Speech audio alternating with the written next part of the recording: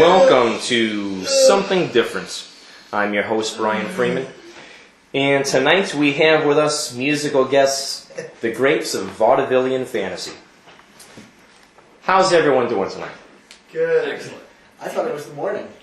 Well, it could be. I'm not sure about that.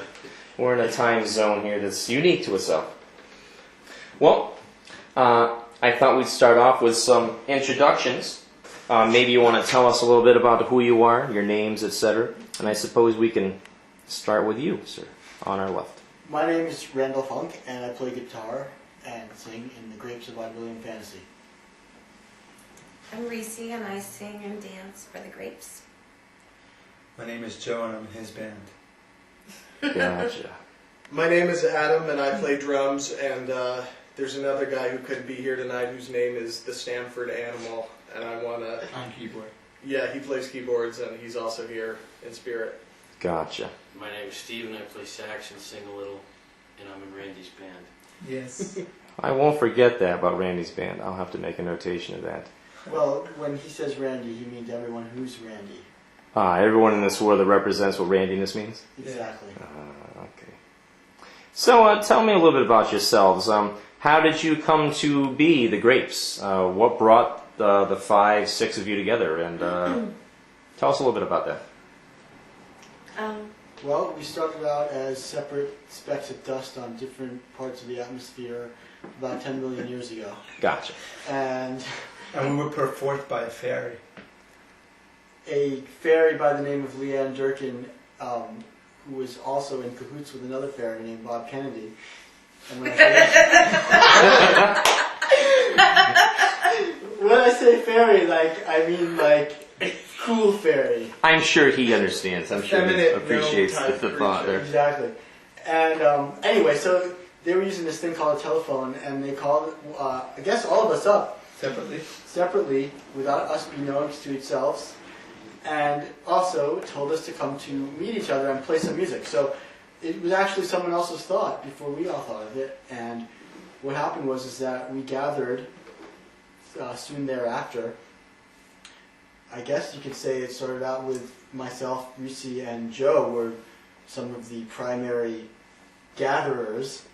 And basically we gathered to eat food and, have some wine maybe at nighttime and, try and just mess around with different musical ideas, most of which have, probably shaped to some degree of what we are now. But basically we came together and had a really fun time with each other and just decided that we wanted to have fun with each other in a musical kind of way.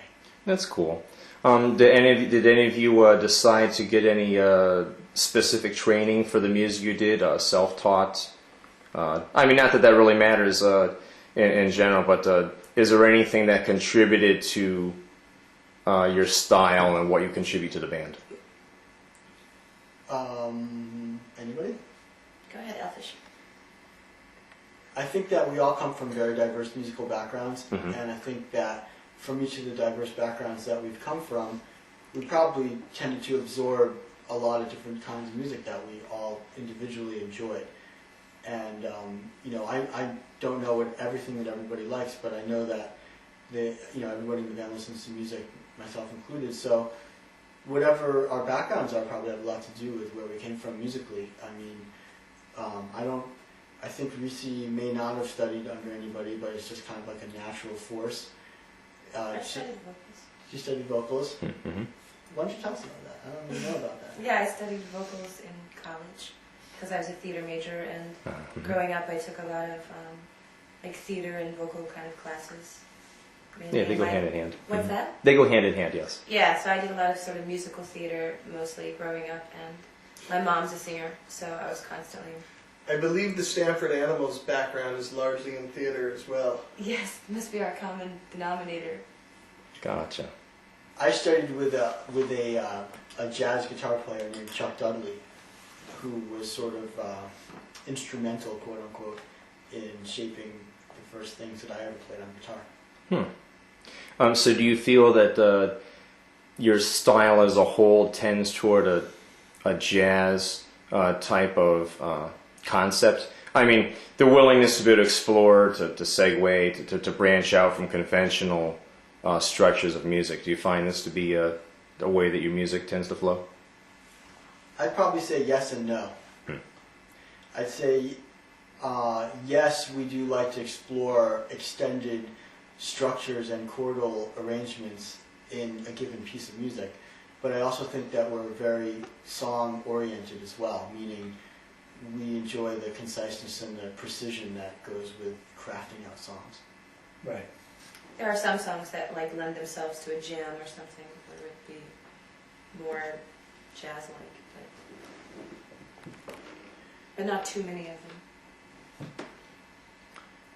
Yeah, I think it's fair to say that some jazzy chords have been introduced into the mix in our tight 3-minute song format here and there, but nothing that's going to shock anyone's ears at this point in the 21st century. Right. Would you like to hear one sentence description?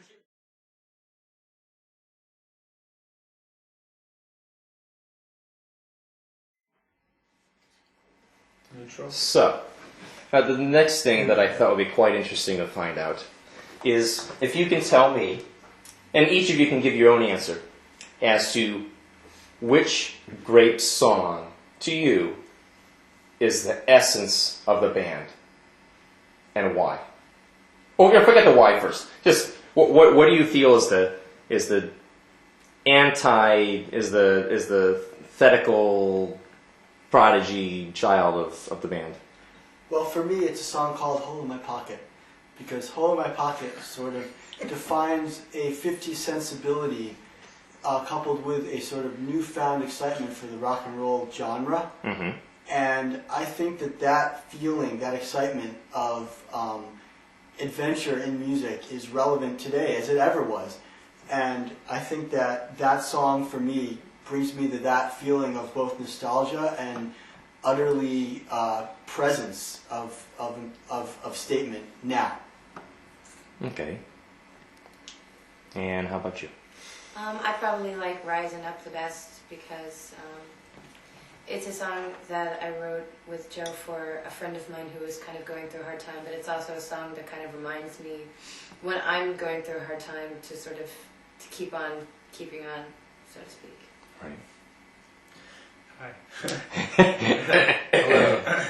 For me, it would have to be House of Love for a very simple reason that that song came into a period in my life when I was at a crossroads and I needed to, or actually I did figure out at that time a way to move on in the moment that was confusing me or cluttering my vision. So it's basically a song about moving on, and for me, House of Love is a song that keeps growing all the time. That's excellent. Right on.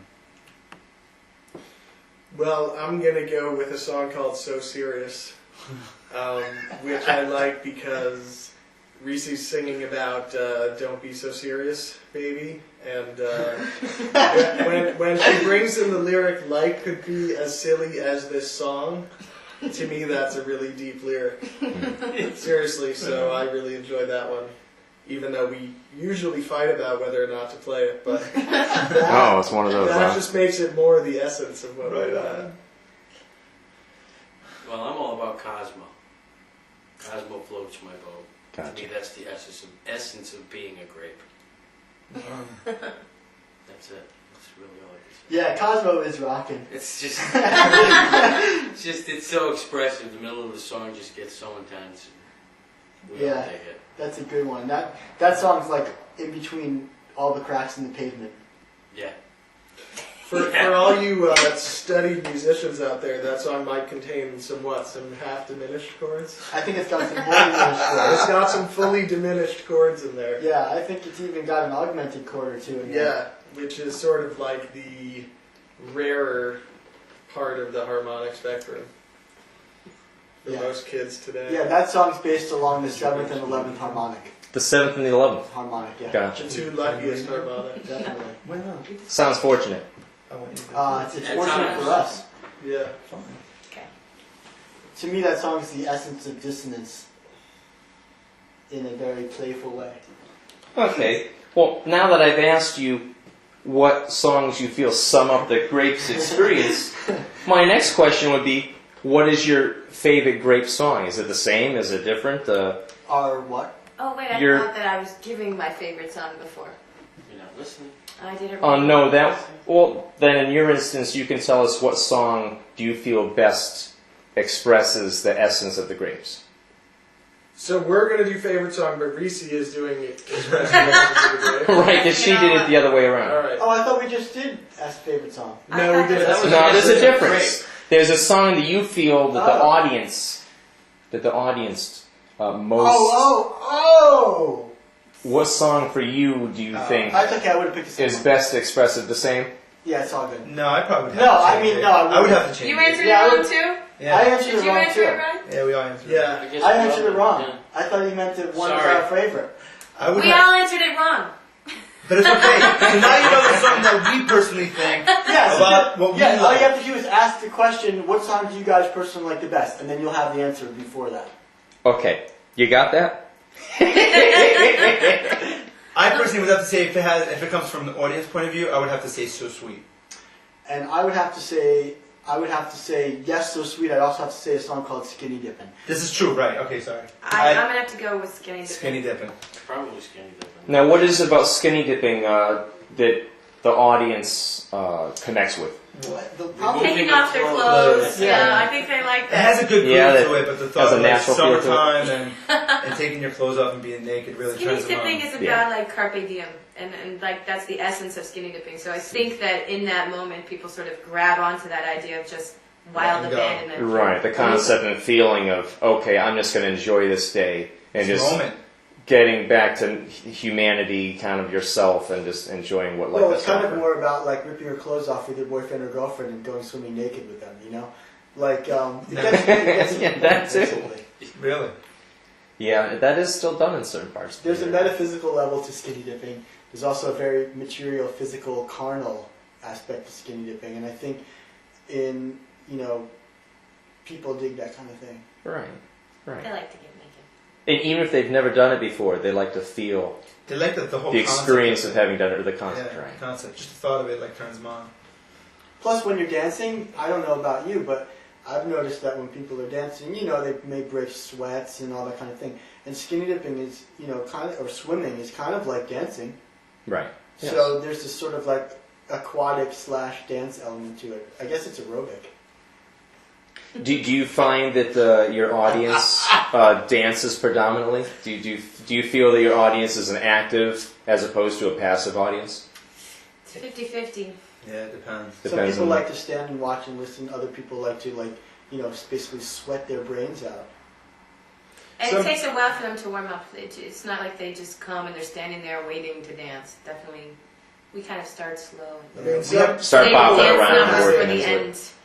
end. Sometimes people are having buffalo wings while we're playing. Oh, Or okay. they may have just had a baked potato loaded with chives or what have you. They're not necessarily ready to shake a tail feather 5 minutes after eating a Digesting steak and still. potatoes kind of Mhm. shot. I think we Yeah. have a tendency of like not necessarily being the band that comes out and grabs you right away and get on the dance floor and dance. More like we create a mood, like a vibe, and Right. it slowly grows to like a dance form. Right. So like an after dinner, now we got your attention kind of thing. That's Yeah. nice. That's very nice. It's, Yeah, it's, like it's our- intimate, Our first sets usually go through songs that are Yes. Got foreplay. the kind Foreplay. of we might go through the kind of like series of different vibes that you would get on I'll say a Beatles album without suggesting that we're as good as them, but in other words, like instead of like one sustained call to the dance floor, it's kind of like here's this mood, here's this idea, songs. We like taking risks. So it's like a la carte. I mean, you can reach different places and different people in your audience. You have a lot of Yeah. different people you can Yeah. reach. A wide, like we often appeal to like a wide market. In some senses, like little bitty kids will like Ice Cream, which is a song of ours. Mhm. And adults, adults tend to like, the mellower songs or maybe our swingier tunes.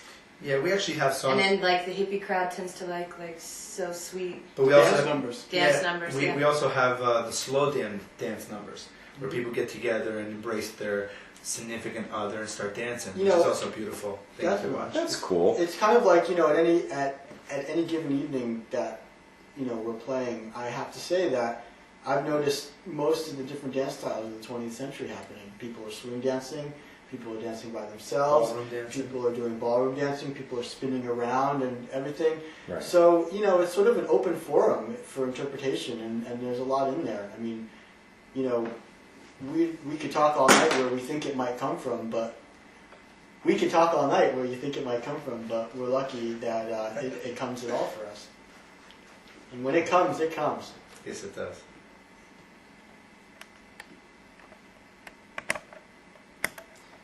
Another question I'd have for you. How are we doing? Oops. Are we doing Sorry, okay? messed up that one part. No, you didn't mess up anything. It's not off yet. I goofed. Are we having a right time? Excuse me? Are we having all right time? Hello? It's not Are you out there? No, we're still taping. I screwed know, up. that's why I said But that's that. okay. I can always say that on my own. What's up, Hartford?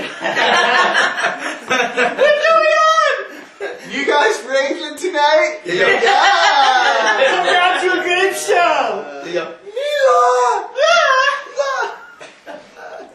What type of venues are you accustomed to playing so far? Dumps. No. Dives, yeah. Dumplings. Hole in the walls. Straight up American Oh, no, we do missile. festivals, man. We do cafes, bars, pretty Bar much. mitzvahs. Bar mitzvah. Yeah. Well, we're playing at the Gathering of the Vibes this year, which is a big giant festival. Yes. And that's going to be wonderful, loads of fun for everybody. So that'll be a great place to see us play. We're doing the Oyster Festival this year again. We are. And we've played the wetlands a couple of times. We played the Snow Barn.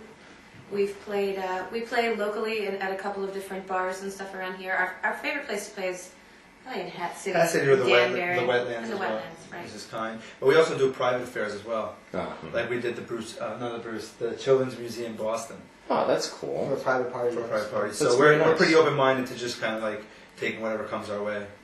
We can play in a variety of different places. I think probably we'd all agree that, if we could play anywhere we wanted, we'd probably play in the theater. Yes. We're thinking like Madison Square or something like Yeah. that. Mainly.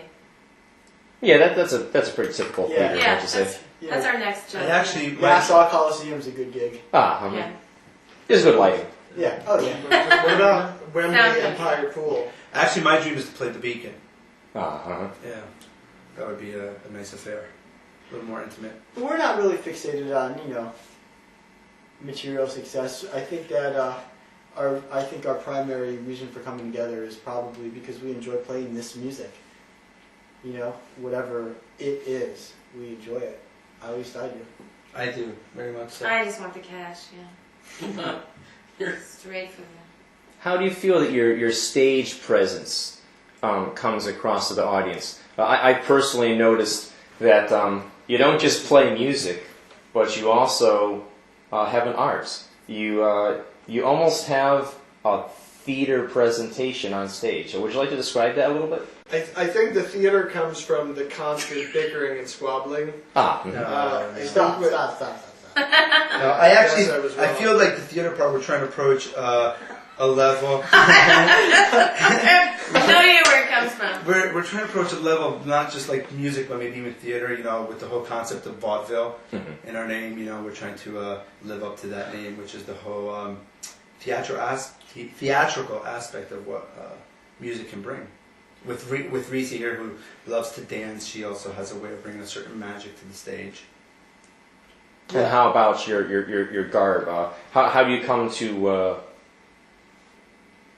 Was that something that you've always been involved with, or something that you took upon yourself to endeavor yourself to be involved in? Our garb, I think it's. Oh yeah. Your stage. what we were wearing? I think we're really just wearing what we're. I think that we're actually really just wearing what's natural to us. Like I don't set out to wear a particular thing on stage, or even if I'm walking down the street to the White Hen Pantry or something. I do. That's in Cambridge, Mass. For Yeah, no, I definitely, if I have a show that Me I too. want that's important, I'll think of something that's going to specifically, be comfortable to move in and have a lot of, fluid lines so that it creates like a visual effect. Yeah. Like I like costumes, the concept of costumes, but I don't like masks. Masks have a way of freaking me out, man. Do you guys get along? Are you like mortal enemies or something? Or? We get along well because we're all so different, I think. For instance, I'm a hairless android. Gotcha. Meaning I represent the highest level of human evolution, to the point where I'm actually a robot. Okay? Whereas Joe here represents a Paleolithic Cro-Magnon type of early African near-man. Unibrow. Right, unibrow, Hair, body. jutting facial skull structure, Yeah. very hairy, etc. And, The first creation of sexual being. right. And Wow. Randy's kind of in between those two things. Like- Reese is female, so that's a I'm female. Randy's in Wow, between. that's so my you gotta big explain category. That makes More your like existence elf. complete. What these Randy's like the elf part, the in between these stage. people are trying to say this. Between myself, Joe, and Adam, we represent three distinct stages of human Between myself, Joe, and Adam, it has been said that we represent three distinct stages of human evolution throughout the ages. Starting with Joe, he represents a sort of Paleolithic near-man look, defined primarily of a extended lower brow forehead structure. prognathous brow. Yes. Guys already said it.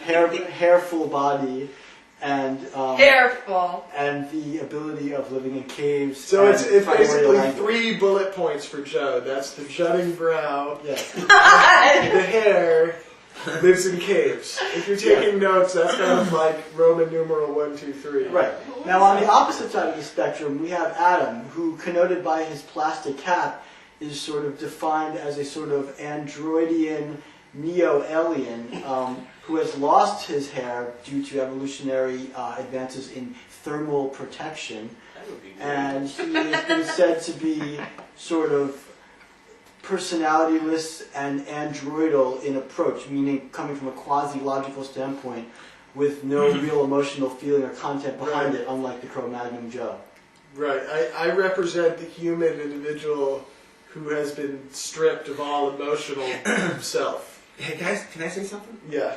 What does that have to do with anything? You guys are so fucking stupid. What's up, Hartford?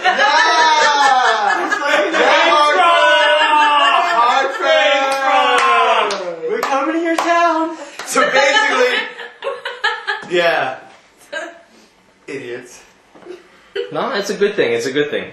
You guys seem like a bunch of fun-loving people.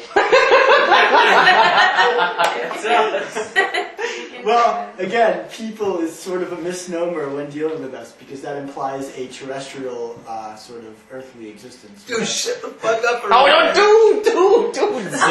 Zip, lost it all. Zip, beep. Good. Beeping is a pain. Beeping is a pain. You can't beat people out. You know what? Let's try this again. Oh. God. This you don't understand. Yo! Cool Stop, stuff. stop.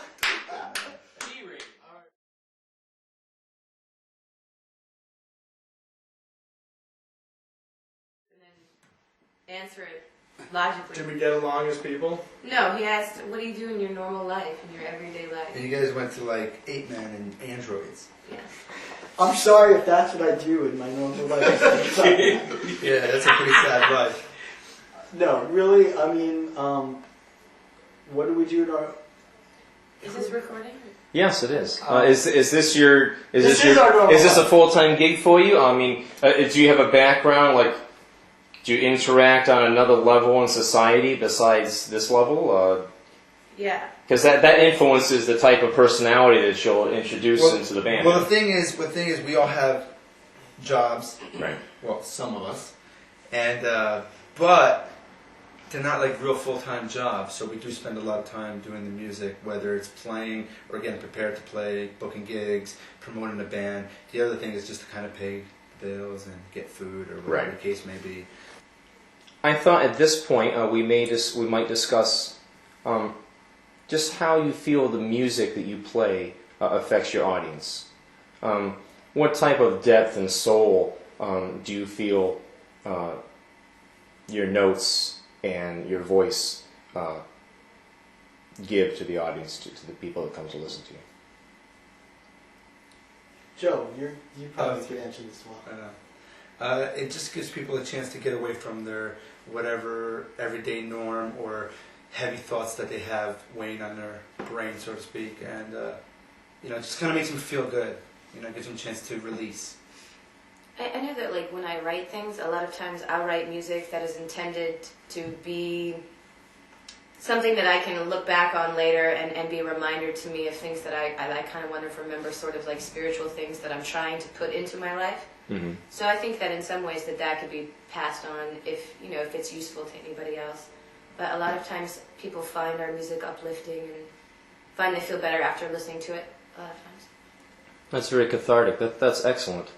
That's There's a lot of bands out there that, not that I would mention any names, but it tends to be that a lot of music nowadays is lacking any message that says respect yourself or respect your environment or respect other people. And it's good to see, it's a welcome change of pace to see your type of music which is uplifting and which gives people the opportunity to think about positive things. You reach a wider audience that way as well. You're getting not only, late teens or college people, college individuals, but you're also getting a younger generation, and you're getting an older generation. You're more accessible. Have you found that to be the case in the people that have shown up to your shows? All ages. Because I think that joy is something that kind of is impermeable to age. So, little kids find joy in our music. Middle-aged, foreigners find joy in our music, and even old people find joy in it. So it's kind of, in a very quirky and strange way, the Grapes music is universal. And it's hard to define what it is about it that's universal, but... Joy is a good word. I think joyful is Joyful. a really good word. And there's definitely a message of probably Hope. of peace and hope within our music, I think. Just to kind of really believe in yourself, There's definitely a lot of sensuality and sexuality in our music as well. Oh. I mean, we're not all We're not all light and air. No. Right. We're one big flirt. But I don't necessarily. Yeah, it's flirtatious. We're very flirtatious. Well, that's fun. If you come It to has shows, its place in life. Well, if you come to our shows, you'll feel that from our body And language also, on stage Right. as well. it's kind of like, our message might even be just think for yourself and find out what the message is for you. Yeah, But, personal but universal, right? We all love each other very much in this band, and we might joke around and even poke fun at each other sometimes, but I think underlying it all is a real sense of brother and sisterhood and care and kind of a feeling of we can do this together. I think that's, Learn life, be safe. Well, live together, really. Well, and we're living proof of that for ourselves because we started from really nothing, coming Really. together, Yeah. and we've struggled. We've also found good moments, and we keep going through those phases as we go on. So for us, that's enough to believe that it's possible to make things happen. Right, you've overcome obstacles For our in individual- your Band should have individual died and many collective. times. It just keeps evolving. keeps it keeps going. growing It doesn't want, yeah. and evolving The music, into something keeps it different. going. And Yeah. the first time I saw this band was I was kind of in the process of joining up, and I had never gone and seen a band that made me feel happier. I just sat there and I was like, wow, these guys are a lot of fun, and that's what it's all about. For me, I'm not speaking for anyone else. It's Right. fun. I mean, we step on stage if for whatever reason, we hardly ever argue, but if we do argue a little, we step on stage and it's all gone. It's just all Put that about behind what you. we're doing, We really try to come and together. it just flies. I mean, it just takes off. I mean, there's nights where I've played for 3 hours, let's say, and I don't even know any of the songs that we played. It's just, it was a timeless And I think moment. you should see someone about that. No, it's all good. But yeah,